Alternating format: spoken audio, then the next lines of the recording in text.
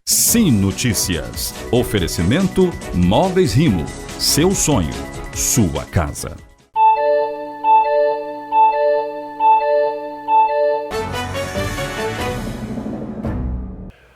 Olá, já está começando mais uma edição do Sim Notícias com os principais destaques de Linhares e região. Veja na edição desta terça-feira. Estudantes de Linhares na expectativa por uma das vagas no curso preparatório do Pré-ENEM oferecido pelo Estado. Mais 3 assaltos a ônibus são registrados na cidade nesta segunda-feira.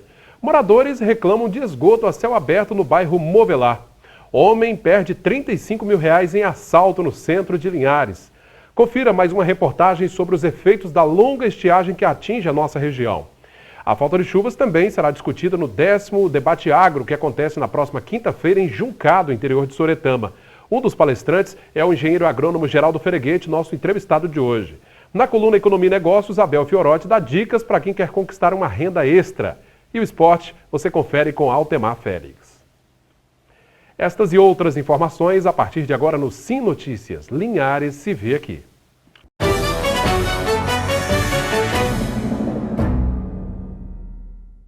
Estudantes de Linhares e região já estão na expectativa por uma das 2.250 vagas no curso preparatório Pré-ENEM deste ano, oferecido pela Secretaria Estadual de Educação.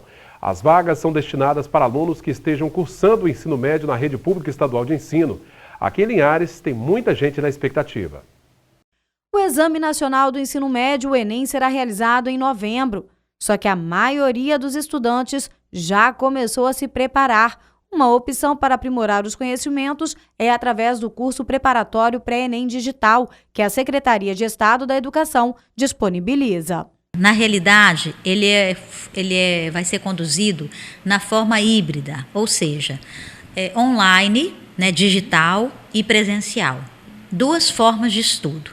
Então, o aluno concluinte do ensino médio, ele se inscreve numa plataforma e nessa plataforma ele tem toda a condição, todas as ferramentas para ele tirar as dúvidas, são videoaulas, são simulados, mas essa plataforma é importante enfatizar, ela é individualizada. De acordo com as suas condições, de acordo com o rendimento, de acordo com as suas dificuldades, ela vai te possibilitando outras atividades que propiciem que você avance naqueles pontos onde você está com dificuldade. É uma oportunidade boa que começou esse ano, uma alternativa nova que o governo propôs para os alunos, ainda mais para as pessoas que não têm condições de pagar o Pré-ENEM, é bastante importante, que você pode fazer pelo celular, pode fazer pelo computador. Eu pretendo me capacitar, ter um bom estudo, fazer a prova e no final conseguir uma faculdade boa, assim, né? Só isso. Esta escola, a Emir de Macedo Gomes, aqui no município de Linhares, é uma das escolas Polo e é onde as aulas presenciais irão acontecer. O objetivo da SEDU é focar nas matérias em que os alunos têm mais dificuldades, baixo rendimento, como redação e matemática. O resultado de matemática e o resultado de redação é bastante deficiente. Sabe, nossos resultados estão um pouquinho abaixo, então nós precisamos trabalhar muito em cima disso, sabe? Ajudar para que o nosso aluno possa adquirir conhecimentos, para que ele possa alcançar notas ainda melhores. Esse é o nosso objetivo enquanto SEDU. Para participar das aulas presenciais, os alunos precisam passar por uma seleção. Os que obtiveram as melhores notas em 2015 e não tiveram 8 faltas consecutivas terão as vagas garantidas. A gente deseja que todos que queiram possam participar, o estudante também, que fizer a inscrição, ficar bem colocado e tiver faltas consecutivas, no quantitativo de 8 faltas, o edital já fala que ele já perde. Aí a gente já coloca outra pessoa. A SEDU disponibiliza 2.550 vagas em 51 polos distribuídos em 35 municípios do Espírito Santo.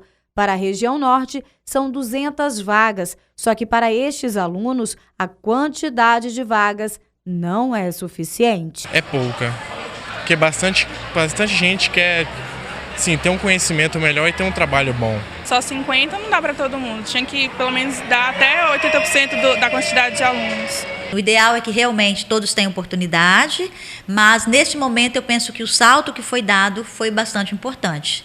Nós saímos de 5 para 51, a gente tem aí um aumento muito grande de atendimento nas vagas, Bom, a relação dos candidatos classificados será divulgada no dia 21 de julho, a partir das 3 da tarde, no site da SEDU, o www.educação.es.gov.br. A polícia registrou mais 3 assaltos a ônibus em Linhares nesta segunda-feira. Os roubos aconteceram nas linhas de Interlagos e Aviso Araçá. Só nesta última linha foram 2 assaltos seguidos durante a noite. Uma das ações foi gravada pelo sistema de vídeo monitoramento da empresa de ônibus. Eram quase 11 horas da noite quando 2 homens entram pela porta de trás do coletivo e se sentam nas cadeiras do fundo. A dupla pula a roleta em seguida. Um dos criminosos vai até o caixa e rouba todo o dinheiro. Eles descem do ônibus e fogem em seguida. O valor roubado não foi divulgado pela empresa. Até agora, ninguém foi detido. E um homem teve R$35 mil em dinheiro roubados por uma dupla de assaltantes na tarde da última segunda-feira. Foi no centro de Linhares. A vítima iria depositar o dinheiro numa agência quando acabou rendida. Os criminosos fugiram em direção à BR-101 e ainda não foram identificados. Na coluna Economia e Negócios de hoje, o nosso consultor Abel Fiorotti dá dicas para quem quer ter uma fonte de renda extra nesta época de crise. Vamos conferir.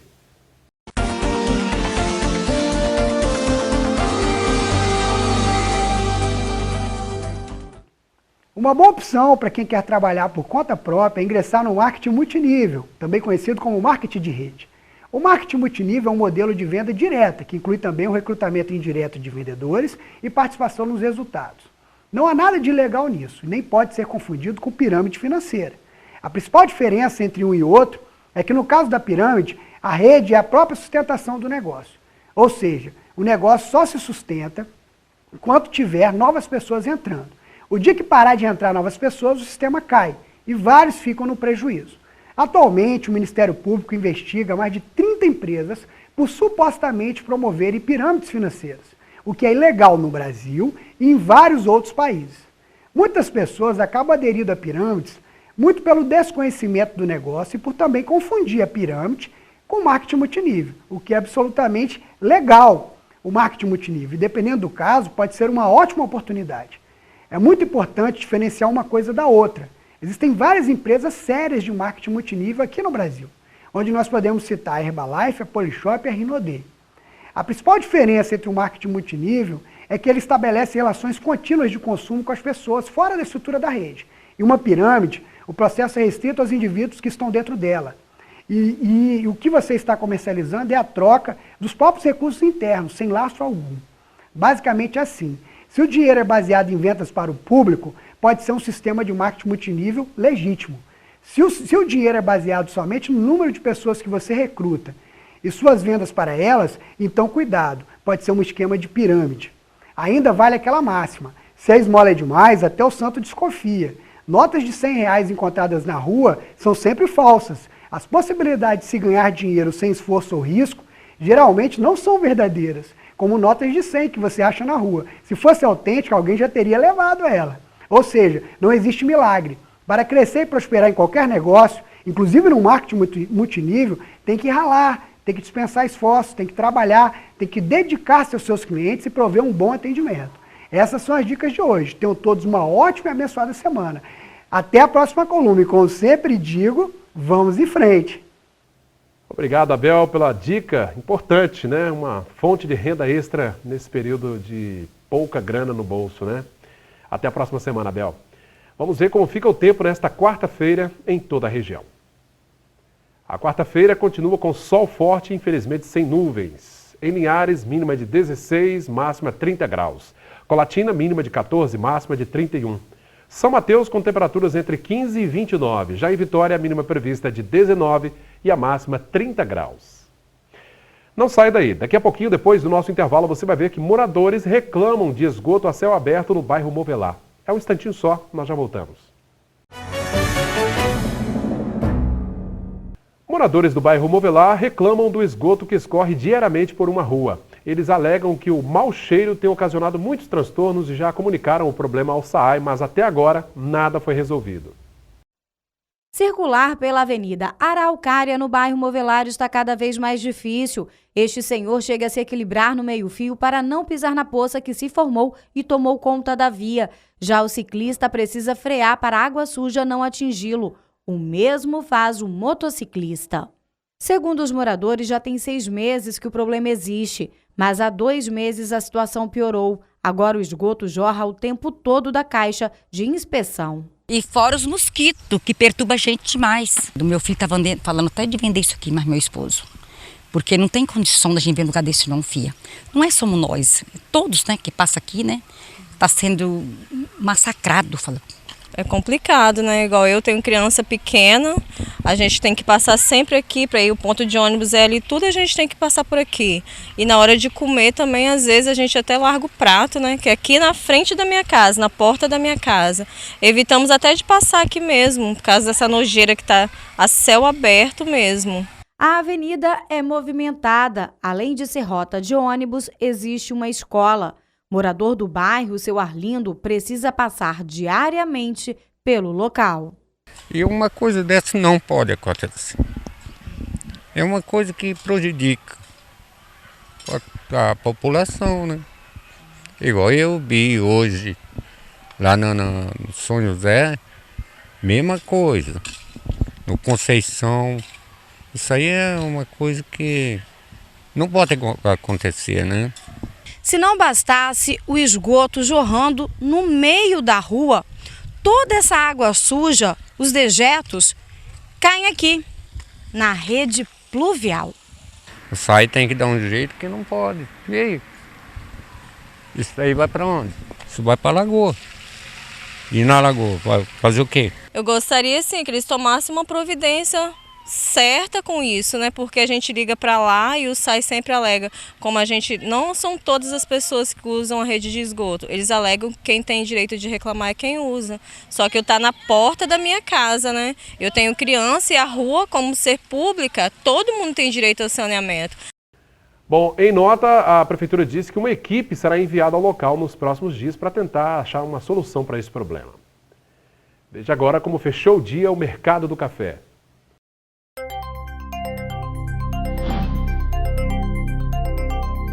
Arábica tipo 6, cotado a R$ 441 a saca. Arábica 7, R$ 395. Conilon tipo 7 fechou valendo R$ 393 a saca.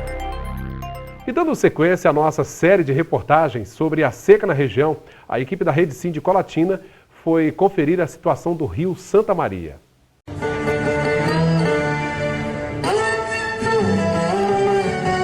O rio Santa Maria está praticamente seco. Mas, mesmo assim, a mineradora Samarco já colocou tubos dentro do rio que passa pelo centro de Colatina para a construção de uma adutora. Segundo a Samarco, essa será uma alternativa de captação de água além do Rio Doce.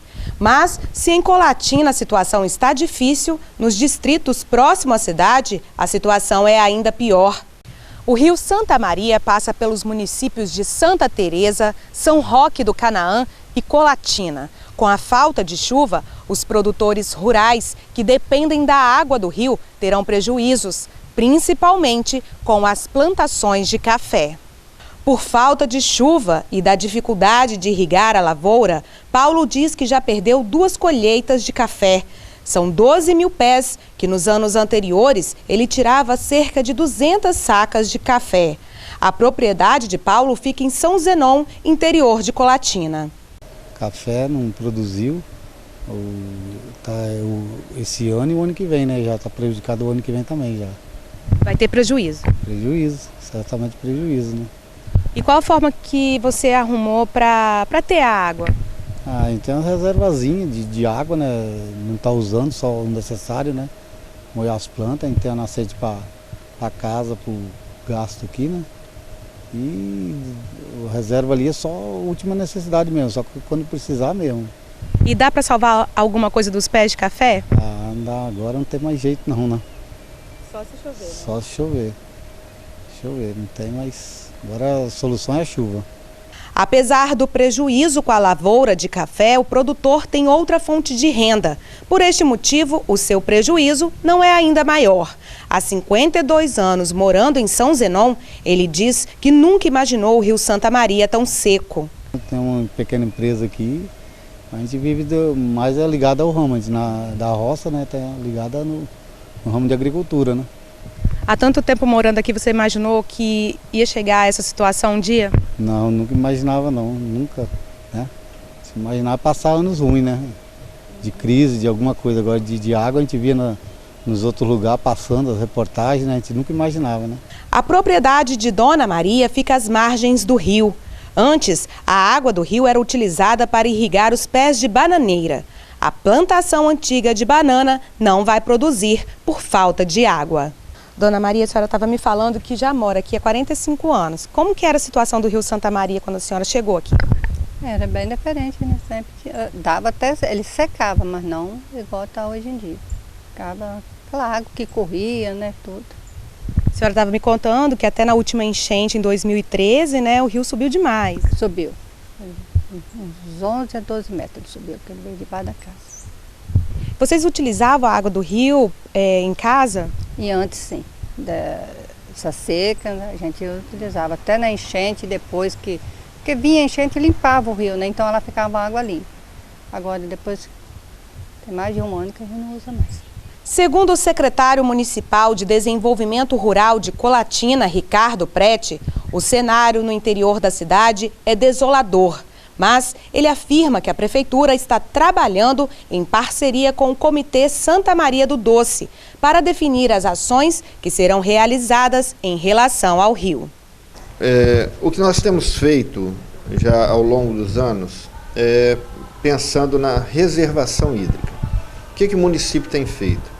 O município tem um programa de abertura de caixas secas nas estradas e carreadores, né, que em parceria com o produtor rural tem feito essas aberturas, né, esperando que quando chova essa água infiltre e alimente o lençol que vai alimentar nascentes e os córregos.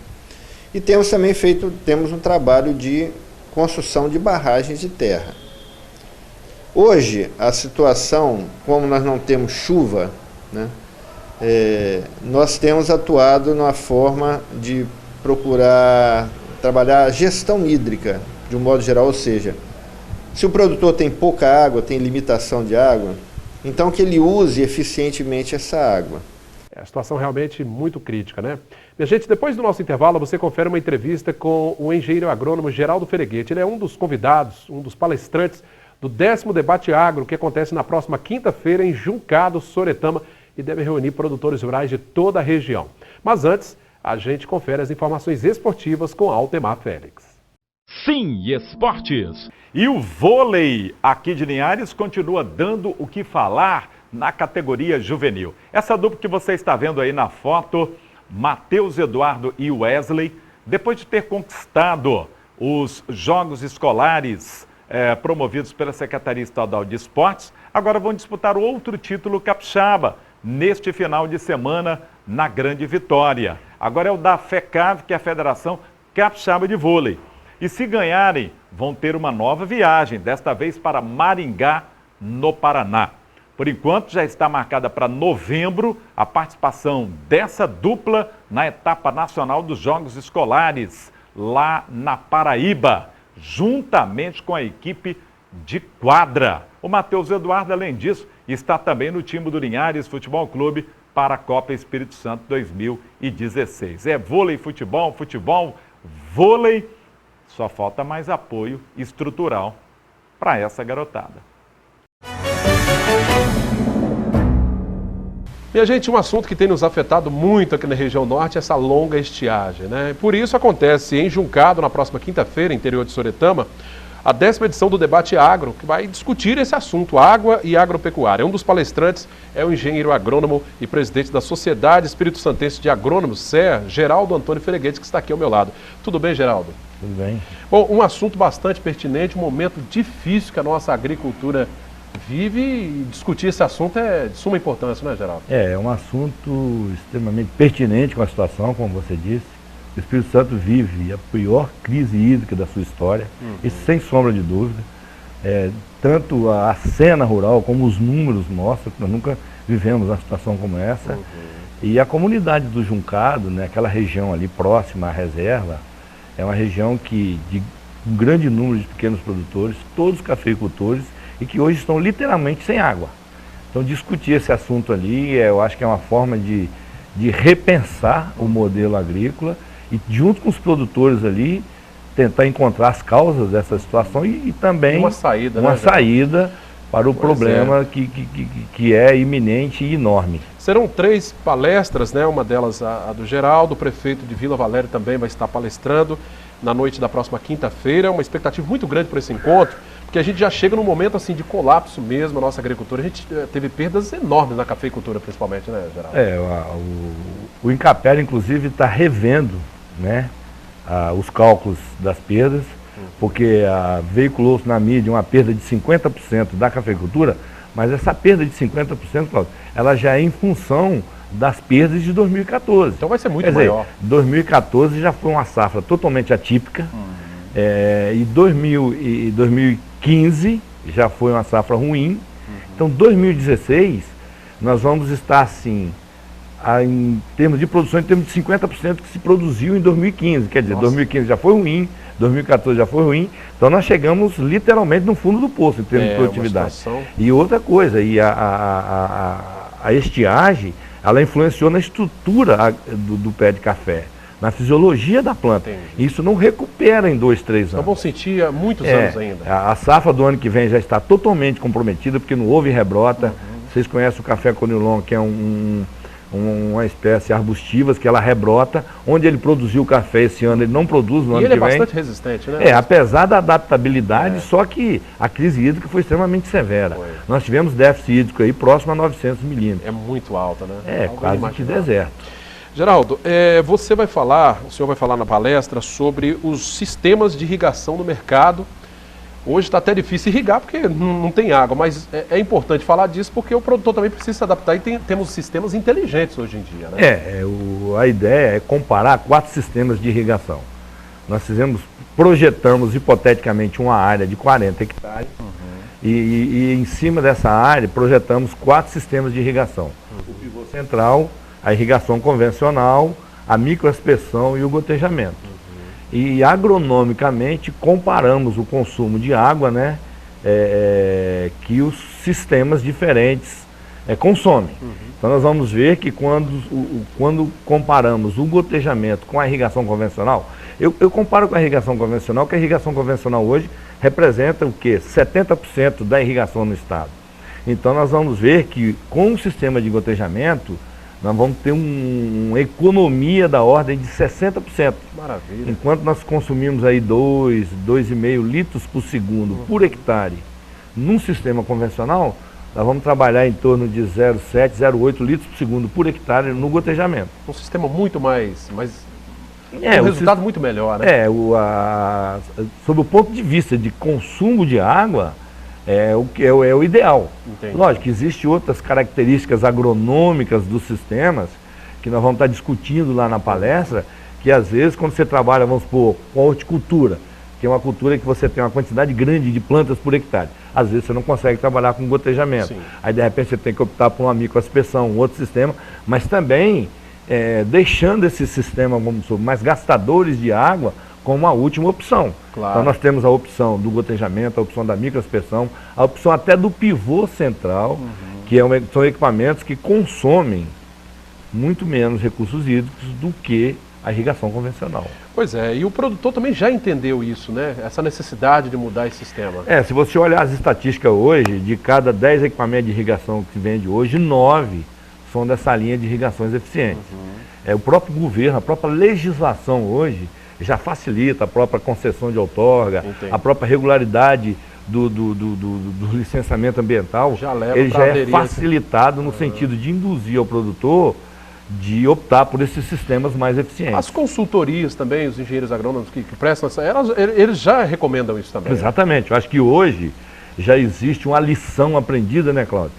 De que no passado, como nós tínhamos excesso de água, quer dizer, o Espírito Santo jamais imaginou viver uma crise como essa, era água sobrando, e as pessoas não pensavam. Então hoje, de uns 10 anos para cá, eu acho que já existe uma consciência muito grande de economia, de necessidade de economizar água. Os colegas engenheiros agrônomos hoje, os técnicos que labutam na agricultura, já têm a consciência, e os produtores também. Eles já sabem que não tem como sobreviver hoje se não houver uma consciência muito grande no sentido de economizar água. Pois é, gente, os reflexos, né, para nós que estamos aqui na cidade, que muitas vezes a gente pode pensar assim, mas eu não tenho nada a ver com campo, eu não planto nada, mas a gente sente, né? A gente viu aí o problema do preço do feijão, foi outro fator climático, mas também nos afetou, e outras culturas. Daqui a pouco é uma série de problemas que a gente vai ter aí e vai ficar impossível sobreviver.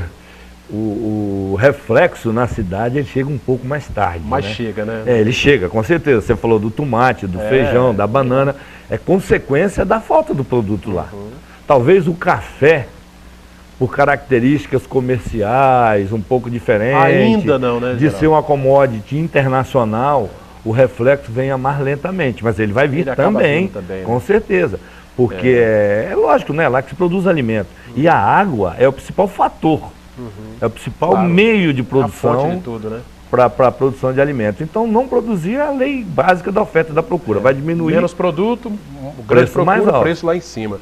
Geraldo, você acha que, na sua opinião, faltou um planejamento da nossa parte? A gente vê, assim, de maneira muito positiva esse plano que o governo do estado colocou aí de construção de barragens, mas você não acha que já é um pouco tarde, né? Se a gente tivesse essas barragens, a gente estaria numa situação melhor hoje? Cláudio, não tenha dúvida de que faltou planejamento, faltou uma visão um pouco mais esclarecida sobre isso. E se a agricultura ainda aguentou alguns anos aí, foi porque os produtores ainda fizeram barragens, mesmo com toda a dificuldade que existe no Espírito Santo hoje, com relação a essa burocracia, com relação ao licenciamento ambiental. Ninguém está propondo construir barragem de maneira errada. É construir a barragem dentro do que a legislação estabelece. Mas sempre houve um entendimento meio assim, uma comunicação um pouco ruim entre os produtores e os órgãos ambientais, que graças a Deus está mudando.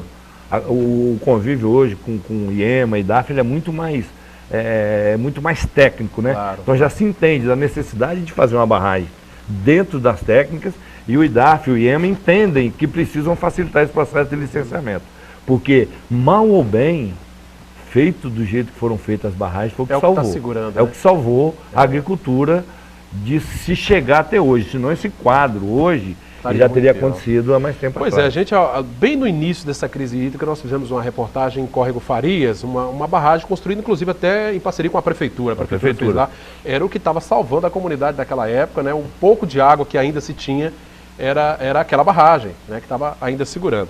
Agora, Geraldo, o Debate Agro também vai discutir um outro problema que afeta muito o nosso produtor rural, que é a questão das dívidas com as instituições bancárias. Os bancos querem receber, o produtor teve uma safra muito menor do que esperava, não tem dinheiro para pagar. Como é que vai ser uma situação dessa, hein? Olha, nas reuniões que nós temos com os produtores, inclusive com certeza esse assunto vai ser debatido lá, você imagina, por exemplo, a maioria dos produtores, pelo menos da nossa região, foram proibidos de irrigar por força de lei. Claro. Tipo assim, o cara investiu na barragem, ele tinha água reservada, mas por um decreto da justiça, ou por uma instrução normativa, ele foi impedido de usar uma água que ele tinha investido para reservar. Como, se ele é privado do seu principal meio de produção, como é que ele vai conseguir pagar? Não existe, quer dizer, o Espírito Santo tem umas características dos pequenos produtores, dos produtores rurais do Espírito Santo, de altíssima adimplência. Você pode ver qualquer agente financeiro aqui, o índice de inadimplência do Espírito Santo é um dos mais baixos do Brasil. Só que ele foi proibido de usar a água que tinha. E fora disso, aí nos outros anos veio ainda a crise, se agravou, e hoje nem que queira ele tem mais. Então como é que não pode prorrogar numa situação dessa? É o caos, se não houver prorrogação. A gente vê os sindicatos aí dos pequenos produtores já falando até em eliminação da dívida como um todo, né? Anuência total, enfim, justamente porque não tem dinheiro, não tem condições de pagar. Olha, já existe uma negociação bem adiantada com relação às dívidas de outros estados, principalmente os estados no Nordeste, que conseguiram uma condição de carência melhor, uma condição de prazo de pagamento melhor e até redução da taxa de juros. Olha, qual a diferença? O norte do Espírito Santo já faz parte da área da Sudene.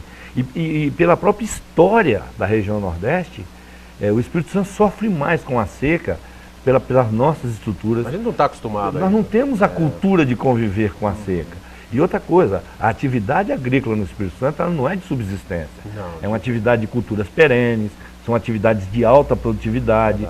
Quer dizer, é uma atividade quase que empresarial, mesmo feita por pequenos produtores, mas é uma atividade empresarial, o que é diferente do Nordeste. O agronegócio é muito forte. O Nordeste, você, quer dizer, passou um período de seca, você vem um período de chuva, eles recuperam rápido. Muito rápido. São culturas de mandioca, de feijão, são culturas anuais de fácil reposição, o que não é o caso do café.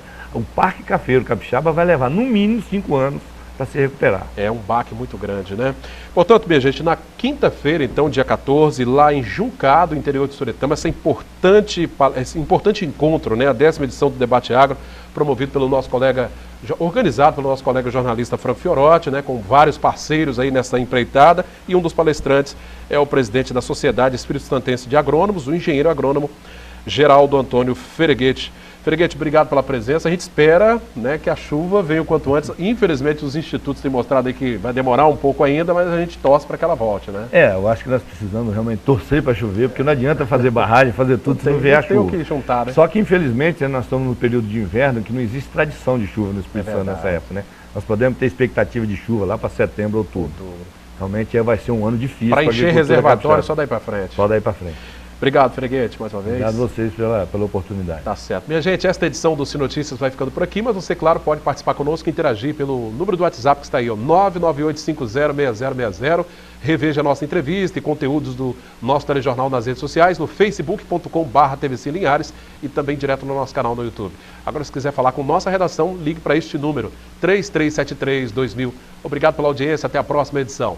Sim Notícias, Linhares se vê aqui.